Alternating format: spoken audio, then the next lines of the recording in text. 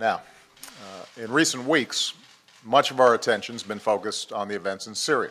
With the Syrian conflict on their minds, Americans are asking an age-old question.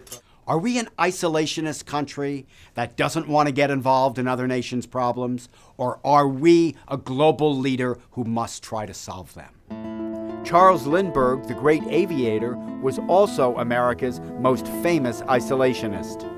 In the years leading up to World War II, Lindbergh gave fiery speeches across the nation, insisting that we stay out of the European war that was being fought.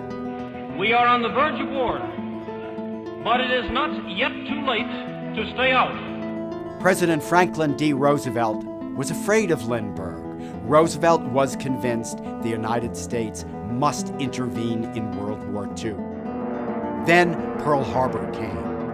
America was now at war, and there was no longer a debate about whether or not we should be fighting it. Isolationism emerged again in the early 1950s when war broke out in Korea. Scorching the place with napalm. Isolationists, left and right, opposed American intervention in that conflict and also the broader Cold War against the Soviet Union.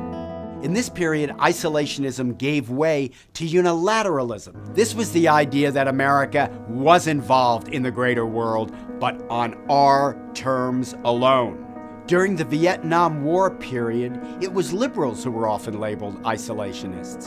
In 1972, the Democratic Party nominee, George McGovern, said there were more important battles to fight in the United States than overseas. Come home, America.